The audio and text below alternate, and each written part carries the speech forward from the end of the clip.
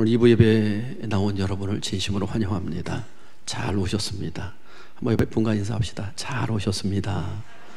은혜 받으세요. 할렐루야. 진심으로 환영합니다. 저는 주일날마다 여러분을 뵐 때마다 얼마나 반갑고 기쁜지 모르겠습니다. 여기서 보면 꼭 천사의 얼굴들이 틀림없습니다. 할렐루야. 네. 저는 오늘 함께 하시는 하나님이란 제목을 가지고 말씀을 나누도록 하겠습니다. 제가 이 주보에 보면 매주마다 앞부분에 성구를 하나씩 넣어드리죠. 외우라고 했는데 성경 퀴즈데이 때 한번 이 성경을 암송을 몇 구절 하는지 하여간 그런 사람들도 제가 특별히 좀 제 이름으로 좀 상을 드리려고 해. 그래서 한번 부지런히 1년 동안 제가 하여간 상금을 드리든지 상품을 드리든지 하여간 좋은 걸 준비할 테니까 한번 암송들을 부지런히 해보시길 바랍니다. 하여간 제가 3분 정도 이렇게 하여간 할 거예요. 아시겠습니까? 연말에 혹시 우리 부목사님 제가 잊어버리는데 꼭 기억하세요. 적어놓았다가 연말에 반드시 이 성경 암송을 하도록 하겠습니다. 가끔은 지나다니다가 또 여러분에게 물어볼 때 잘 대답하는 분에게 또 밥 한번 살 수도 있으니까 열심히 암송들 하시길 바랍니다. 그만큼 말씀이 중요합니다. 아멘. 아멘. 웨이터의 만행이라고 하는 재미있는 글이 있어서 제가 한번 읽어보았습니다. 그 내용은 그런 내용입니다. 어느 죄수가요 죄를 지어서 감옥에 들어갔습니다. 근데 감옥에 들어가면 때로는 이 감옥 방 안에는 하루 종일 갇혀 있어야 되잖아요. 그래서 이 감옥에 갇혀 정말로 뭐 할 일도 없고 심심한데 마침 그때 개미가 한 마리가 지나가는 거예요. 어쩌다 개미가 감옥에 들어왔는지. 그래서 이 개미를 붙잡아 놓고 이렇게 보니까 이게 아주 똘망똘망하게 생겼어요. 야, 이게 뭔가 좀 되겠는데. 그래서 이 녀석을 데려다 놓고 차렷 하니까 이 녀석이 진짜 차렷을 하는 거예요. 그래서 야, 이거 다른 것도 하겠는데 경례 하니까 인사도 이게 진짜 하는 거예요. 인사를 시키고 꼭 이렇게 하는 거야 하고, 그 다음엔 뒤로 돌아 가 앞으로 가 이거 했더니 이 녀석이 진짜 다 하는 거예요. 그래서 이 사람이 깜짝 놀랐습니다. 야, 이런 진짜 멋있는 개미가 다 있다. 이제 출소날이 가까워져 옵니다. 야, 내가 나가서 무엇을 해 먹고 살까? 야, 이 개미에게 훈련을 시켰으니까 사람들에게 이 모습을 보여주고 내가 돈을 벌며 살리라. 그리고서 이제 출소가 돼서 나옵니다. 개미를 데리고 나왔죠. 그리고 나왔는데 막 너무 배가 고픈 거예요. 그래서 한 식당에 이제 밥을 먹으러 들어갔습니다. 밥을 먹으러 들어갔더니 막 여러 테이블에 사람들이 있는 거예요. 그래서 식사를 주문하고 이제 이 사이에 우리 개미가 이렇게 멋지게 내 명령을 따르는 것들을 한번 사람들에게 보여주리라. 그리고 먼저 웨이터에게 보여주리라. 웨이터를 불렀어요. 웨이터 하고 불렀어요. 웨이터가 옵니다. 근데 무슨 일이십니까? 그런데 그 추록한 이분이 뭐라고 하냐면 자랑스러운 마음으로 훈련시킨 것을 보여주려고 웨이터, 이 테이블 위에 있는 저 개미를 보시오.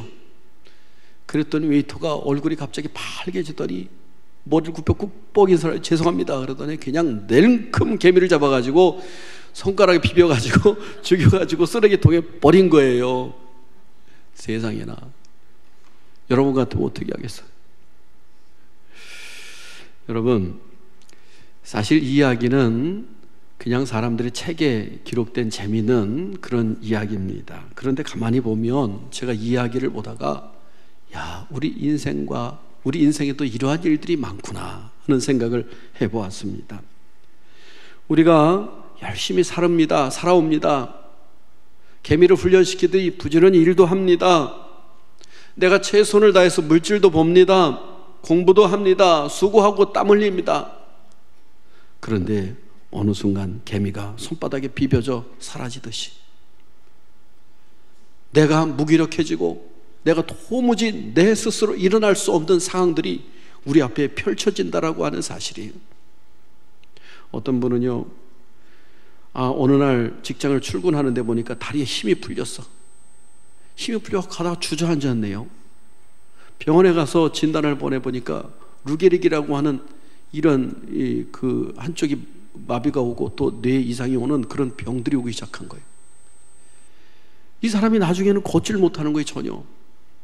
여러분, 우리 인생 가운데는요, 내가 계획하고 모든 것을 만들어 가지만은 내 마음대로 되지 않는 부분들이 분명히 있다는 사실을 우리 삶 가운데는 너무나도 보게 됩니다. 그런데 우리는 바로 이 추록한 사람처럼 모든 일이 내 계획대로 내 손안에 있는 줄 알지만은 사실은 그렇지 못한 경우가 많은 것입니다. 자녀도, 재물도, 건강도, 그 모든 것들이 다 내 손안에 있는 것 같지만은 결코 그렇지 않더라는 거예요. 여러분, 오늘 본문에 이런 사람이 등장합니다. 한 사람이 등장하는데 어떤 사람이냐면 아하스라고 하는 사람입니다. 이 사람은 직업이 왕입니다.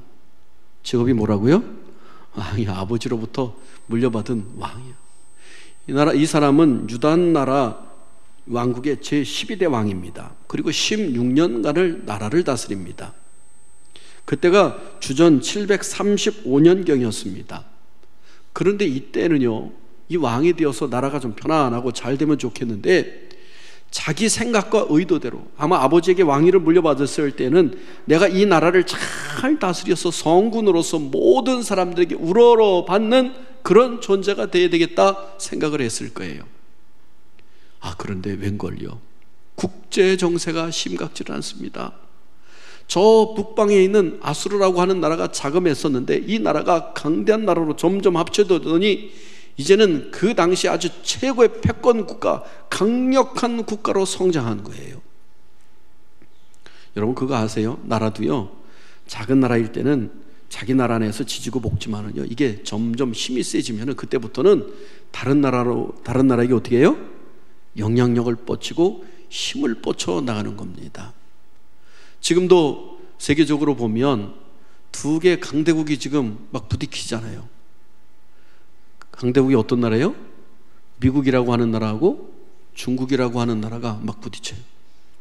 여러분, 이 중국이라고 하는 나라는 사실은 이 공산국가가 되면서 아주 가난하고 어떻게 보면은 잘 못 사는 국가였는데 1970년대 이후로부터 개혁개방으로 나오기 시작합니다.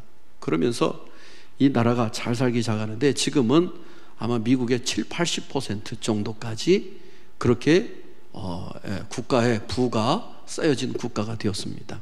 아마 중국 다녀오신 분들이 있겠습니다만 지금부터 10년, 15년 전에 갔던 중국하고 지금은 천지 차이입니다. 완전히 달라졌다고 합니다. 외형적으로 아주 커졌습니다. 그러다 보니까요, 주변의 국가에게 자기들이 힘을 막 쓰고 싶어. 그래서 위안화로 세계 기축통화를 한쪽에 삼고 싶어서 막 열심히 노력도 하잖아요. 또 군사력도 막강하게 지금 증강을 하잖아요. 어떻게 보면은 막 스텔스기를 만들었다, 뭐 여러 가지 뭐 군함을 만들었다, 그리고 막 일본과 많은 문제, 저 남중국해는 다 우리의 바다다 막 합니다. 우리나라에게도 막 큰 소리를 뻥뻥 칩니다. 그런데 이런 상황 가운데 주변 국가가 많이 지금 부딪히고 있는 모습들을 보게 되는데요, 이렇게 나라가 국력이 세지면은 주변 국가에게 영향력을 발휘하고 싶은 것이 나라의 속성입니다. 아수르가요, 국력이 아주 강력해지니까 지금 이 남쪽 나라 중에는 아람이라고 하는 나라하고, 그리고 여기 북이스라엘 나라, 그리고 그 밑으로는 유다 나라가 있습니다. 그리고 더 밑으로 저 아프리카 간문에는 바로 우리가 잘 아는 강력한 애굽 국가가 있습니다. 그런데 이 이집트, 애굽을 쳐서 멸망시키고 복종시키고 싶은 마음이 이 아수르에게 있었어요. 그 길목에 북이스라엘, 아람, 유다 나라가 있는데 바로 지금 이 국력, 아수르가 커지니까 호시탐탐 지금 이쪽 나라들을 노리고 있으니까 이 나라들은 지금 가시에 앉은, 방석에 앉은, 그런 가시방석에 앉은 상태인 거예요. 얼마나 지금 어려운 상황입니까? 그러다 보니까 이 북이스라엘 나라 두 왕이 모였습니다. 아람이랑 이스라엘 나라 왕이 서로 모입니다. 그리고 이 사람들이 모여가지고 뭐를 하느냐? 야, 우리가 동맹을 맺자. 우리 혼자 힘 가지고는 저를 이길 수 없으니까 동맹을 맺어서 저 아수르랑 대항을 하자. 그렇게 이야기를 합니다. 그러다가 남쪽에 유다도 있으니까, 야, 유다, 너도 껴서 우리 세 나라가 저 아수르를 대항하면 우리가 막을 수 있을 거야 라고 합니다. 그런데 아수르가 가만히 보니까요, 이 아하스가 가만히 보다 보니까 아수르라고 하는 나라가 워낙 강력한 나라이기 때문에 아무리 세 나라가 합친다 할지라도 이거는 도저히 이길 수 없는 게임이에요. 그러니까 아하스 왕이 어떻게 하느냐, 이럴 바에는 저들이 둘이 합쳤으니까 나는 저 아수르와 아예 거기에 조공을 바치고 물건을 바치고 그 나라를 오히려 이용해서 우리나라 안정을 기하자. 아수르랑 동맹을 맺으려고 백방으로 노력을 합니다. 이렇게 노력하고 애를 쓰니까 그 장면을 보고 여러분, 북쪽 이스라엘과 아람 나라는 이 아하스가 이 유다 나라 왕을 보기에 어떻게 했어요? 이거 괘씸해요. 북쪽에도 지금 아수르가 강력한데 남쪽에서도 이게 동맹을 맺어서 양쪽에서 침입해오면 큰일 나거든요. 그래서 이 북이스라엘과 아람이 먼저 이 유다 나라를 공격해 옵니다.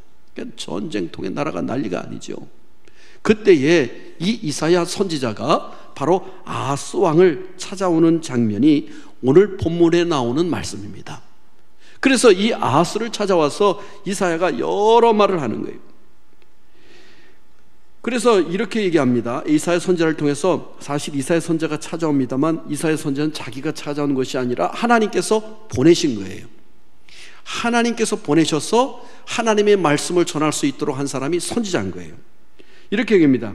그에게 이르기를 너는 삼가며 조용하라. 르신과 아람과 르말리아의 아들이 심히 노할지라도 이들은 연기나는 두 부직갱이 그루터기에 불과하니 두려워하지 말며 낙심하지 말라라고 하는 말을 그들에게 전해줍니다. 오늘 본문 말씀보다 그 앞부분에 있는 말씀입니다. 4절 말씀이죠. 4절 말씀. 7장 1절부터 사실은 이 이사야가 아하스를 찾아와서 이야기하는 장면들이 쭉 나옵니다. 다시 말해서 여러분, 부직갱이 다 아시죠? 부직갱이 아세요? 아까 학생들에게 물었더니 눈이 커져요. 이게 부직갱이 뭔가? 우리 불 뗄 때 아궁이를 이렇게 잘 타라고 이렇게 이리저리 뒤척거리는 그 나무로 만든 그 부직갱이. 그 부직갱이 끝에 불이 붙어봐야만 무슨 힘이 있겠습니까? 바로 이 부직갱이 같은 존재라고 하는 거예요, 그들은. 그러니까 그들을 두려워하지 말라라고 하는 거예요. 그런데 이 아하스는 그럼에도 불구하고 두려워하며 하나님도 의지하지 아니하고 지금 그런 상황 가운데 있는 거예요. 그래서 이러한 상황 가운데 있는 아하스를 찾아와서 또 이사야가 뭐라고 얘기하는가? 9절 말씀 한번 같이 읽겠습니다. 9절 시작.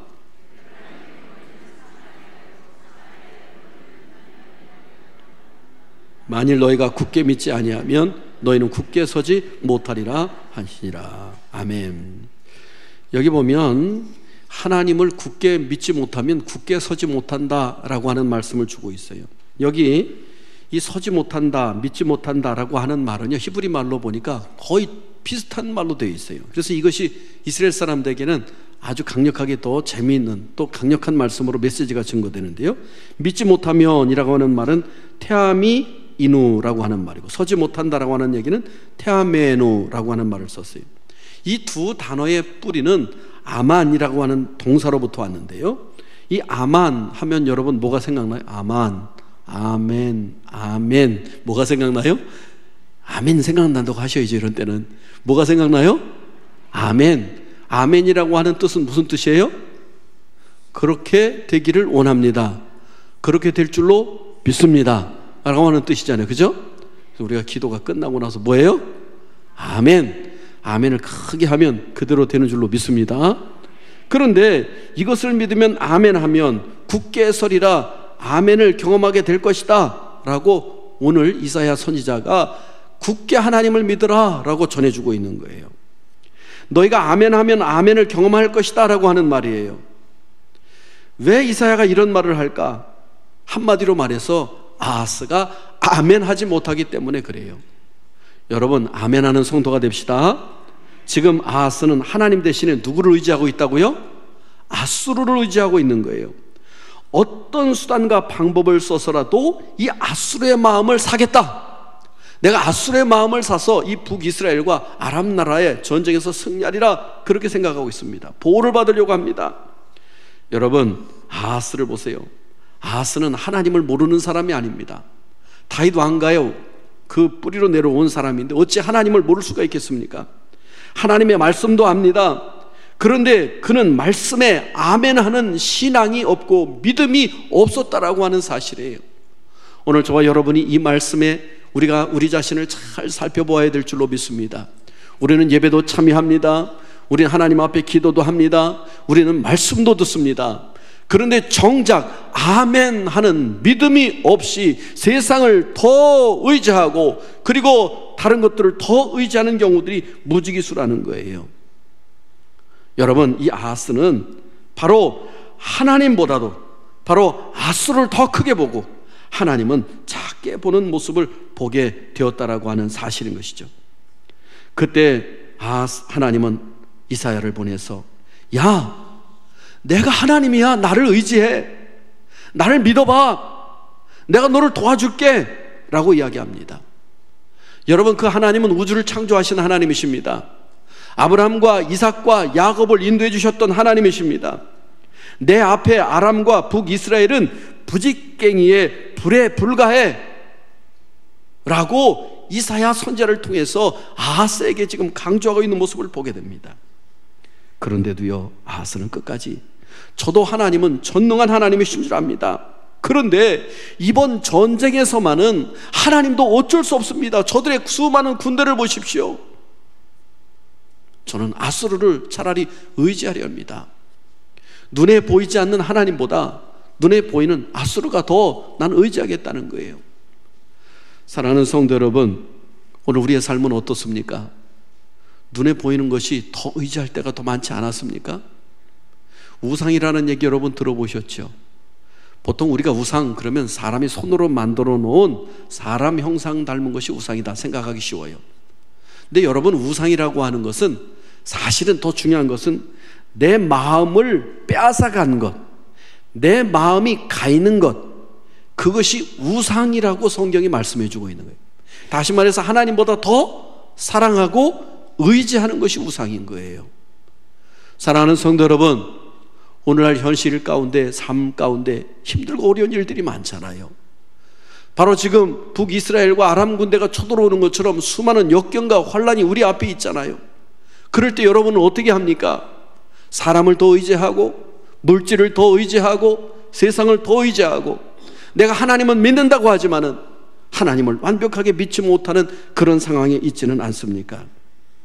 여러분, 바로 이러한 때 이사야를 통해서 하나님께서 나야, 내가 바로 하나님이야, 내가 너를 도와줄게 라고 말씀하고 있는 겁니다.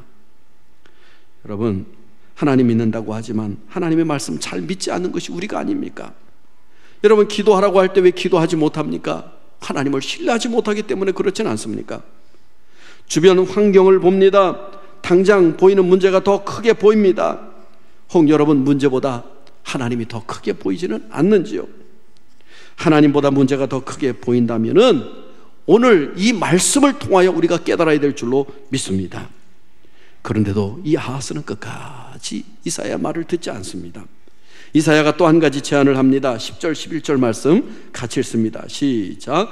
여호와께서 또 아하스에게 말씀하여 이르시되 너는 네 하나님 여호와께 한 징조를 구하되 깊은 데에서든지 높은 데에서든지 구하라 하시니. 오늘 말씀은 정말로 네 골방을 가지고 하나님 앞에 기도하며 구하여 하나님께서 이 전쟁에서 어떻게 승리하게 하시는가 징조를 구하라는 거예요. 사실은 땅 아래 이 깊은 곳이라고 하는 것은 막 지진이 일어나고 그 하나님께서 임재하시는 것을 상징합니다. 높은 것은 천둥 번개가 치는, 정말로 그곳 하나님의 임재 징조가 있다는 거예요. 이렇게 하나님께서 역사하시는 징조를 보여줄 테니까 하나님 앞에 간구하라는 거예요. 오늘 이사야를 통해서 하나님께서 강력하게 아하스에게 이야기합니다. 하나님이 그 북이스라엘과 또 아람과 아수르의 그 모든 것에서 도와주시고 지켜주실 테니까, 내가 징조를 보여줄 테니까 구하라는 거예요. 그런데 아하스는 이렇게 이야기합니다. 뭐라고 이야기하는지 한번 여러분 보세요. 12절 말씀 같이 읽습니다. 시작. 아하스가 이르되 나는 구하지 아니하겠나이다. 나는 여호와를 시험하지 아니하겠나이다. 여러분, 겉으로 보면 이 징조를 구하라고 한 이사야보다 이 아하스가 나는 징조를, 하나님을 시험하지 않겠습니다, 더 믿음이 크고 위대한 사람처럼 보입니다. 자신이 신앙이 많은 것처럼 과대 포장하고 있는 모습을 보게 되죠. 경건한 척 포즈를 취하면서 실질적으로는 하나님을 전혀 의지하지 않고 있는 모습이 바로 이 아하스에게 있다라고 하는 거예요. 여러분, 바리새인들처럼 형식적인 신앙에서 벗어나야 될 줄로 믿습니다. 하나님을 믿노라 하면서 전혀 하나님을 의지하지도 않고 하나님을 믿지도 않고 그 성경 말씀을 암송하고 금식기도 하고 11조 생활을 하지만은 그 속에 하나님을 전혀 의지하지 않았던 바리새인들과 같은 모습의 신앙을 우리 속에서 벗어 던져야 될 줄로 믿습니다. 우리 자신을 늘 쳐서 복종시켜야 돼. 혹여 신앙생활 하면서 1년 지나고 5년 지나고 10년, 15년, 20년 지나면서 그냥 습관의 형식에 따라서 예배드리고 형식에 따라서 말씀을 읽고 형식에 따라서 봉사하고 있지는 않은가, 나 자신을 끊임없이 뒤돌아봐야 된다는 사실인 것입니다. 여러분, 아하스는 신앙이 좋은 것처럼 경건하게 표장합니다. 하나님을 어떻게 내가 시험할 수 있습니까? 나는 시험하지 않겠습니다. 이사야를 통해서 하나님께서 나를 시험해보라고 말씀하고 있는데도, 징조를 보여주겠다고 하는데도 거부하고 있는 그 마음이 완악해져 있는 상황을 보게 된다는 겁니다. 그래서 화가 난 이사야가 이렇게 말합니다. 이렇게 이야기하고 있죠. 여러분, 13절 말씀 같이 읽습니다. 시작. 이사야가 이르되 다윗의 집이여 원하건대 들을지어다. 너희가 사람을 괴롭히고서 그것을 작은 일로 여겨 또 나의 하나님을 괴롭히려 하느냐. 여러분, 사람들을 왜 괴롭혔습니까? 왕이라는 사람이 잘못 택하면은요, 백성들은 괴로운 거예요. 우상을 숭배하고 택하면은 이 백성들이 다 따라가서 이 백성들이 영적으로 공고하게 괴롭힌 상태가 되는 거예요. 왕이 이웃나라들과 관계를 잘못 맺으면 전쟁이 터져서 수많은 핍박과 환난과 역경이 그들에게 다가오지 않겠습니까? 바로 백성들이 괴롭힘을 당하는 것도 하나님을 찾지 아니하므로 그런 일을 당하였는데, 이제는 하나님까지도 괴롭힌다라고 말씀해주고 있어요. 여러분, 하나님을 찾지 않을 때 하나님의 마음이 어떻다고요? 괴롭다는 거예요. 여러분이 문제와 상황이 있음에도 불구하고 하나님 앞에 간구하고 하나님을 찾아야 되는데, 하나님을 전심으로 찾아야 되는데, 하나님보다 더 다른 것에 관심을 가지고 다른 것을 더 구할 때 하나님은 괴롭힘을 당한다라고 말씀해주고 있는 거예요. 여러분, 아하스를 보면 여러분이 하나님이라고 봐도 어떻겠어요? 이거 꼴밤을 때릴 수도 없고 이거 그냥 확 그냥 한 대 줘박을 수도 없고 어떨 것 같아요? 꼭 빡빡머리 깎고서 말 안 듣는, 지극히 말 안 듣는 그냥 완전히 그런 사람 것 같잖아요. 그죠? 그냥 차돌배기처럼 그냥 말 징글징글하게 안 들어. 우리가 신앙생활 하면서 가만히 보면 그 사람들이 아니라 내 자신이 그런 모습을 보게 된다는 거예요. 여러분, 주일 성수 하나조차도 우리가 힘들 때가 얼마나 많습니까? 하나님은 살아계신 하나님이라고 하는데 오늘 우리가 더 다른 것들을 의지하고 따라갈 때가 많다는 거예요. 그래서 하나님께서는 오늘 이사야에게 징조를 하나 또 보여주겠다고 말씀하고 있습니다. 그리고 아하스에게 이야기하라 합니다. 14절 말씀 같이 읽습니다. 시작. 그러므로 주께서 친히 징조를 너에게 주실 것이요 보라, 처녀가 잉태하여 아들을 낳을 것이요 그의 이름을 임마누엘이라 하리라. 15절. 그가 악을 버리며 선을 택할 줄 알 때가 되면 엉킨 적과 꿀을 먹을 것이라. 여러분, 오늘 보면은 하나님께서 징조를 하나 보여주겠다고 했어요. 여기서 보면 처녀가 잉태해서 아들을 낳을 때는 그 이름을 임마누엘이라 될 것이다 라고 하는 거예요. 여기 우리 이 말씀은 신약 성경에 와서는 이 말씀이 누구를 말씀하고 있어요? 예수 그리스도를 보내주신 것을 말씀하고 있어요. 동정녀 마리아에게 탄생한 것을 말씀해주고 있어요. 여러분, 구약 성경은 사실은 예수님을 많이 예표하고 있어. 그런데 이 말씀도 이미 예수님을 예표하고 있어. 오늘 아하스는 하나님의 말씀을 지겹게 안 들어. 완전 꼴통이야. 하나님께 구하라고 해도 말도 안 들어. 그리고 죄 가운데 빠져서 우상 숭배하고 하나님을 떠나 있어.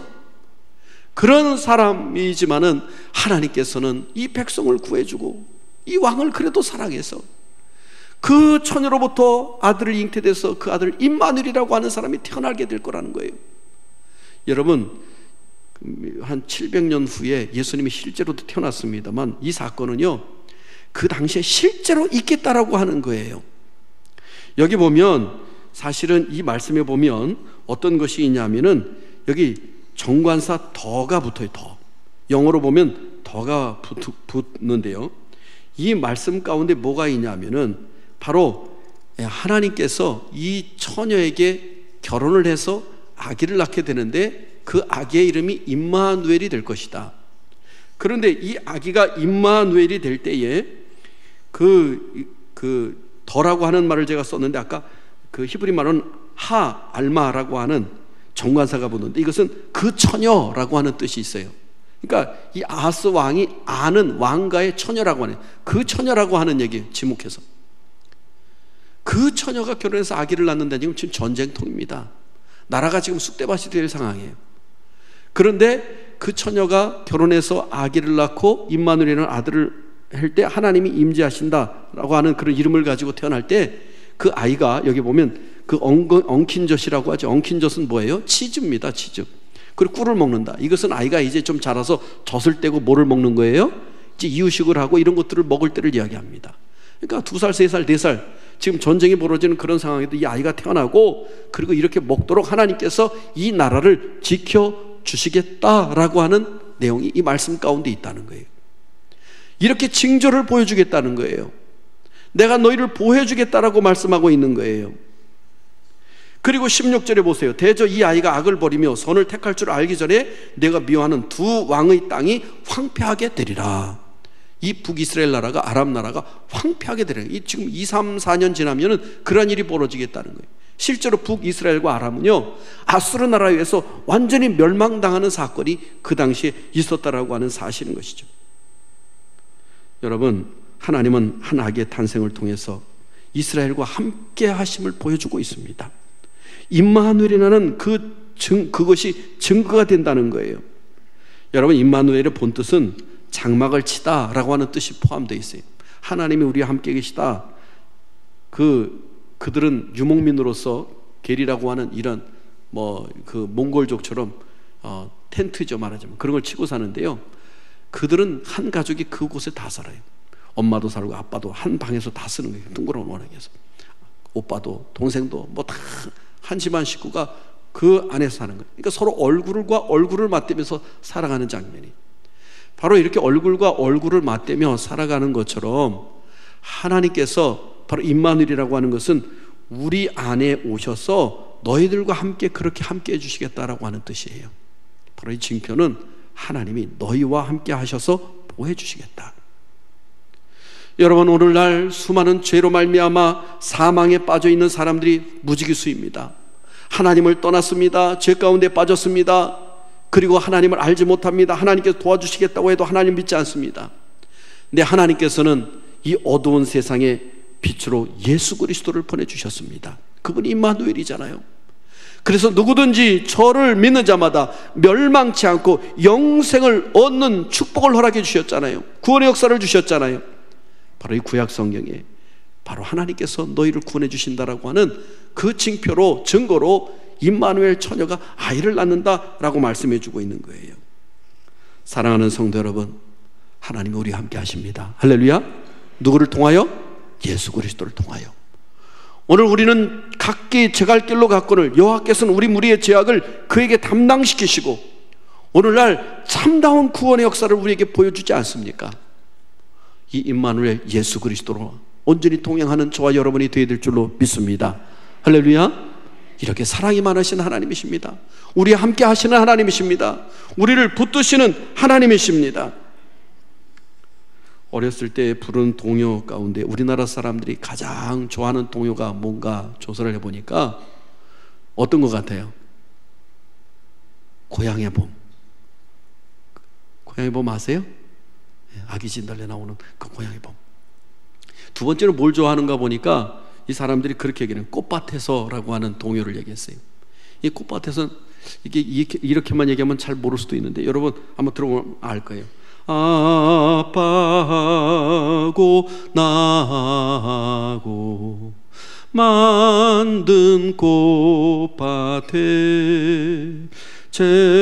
채송화 또 봉숭아도 한창입니다.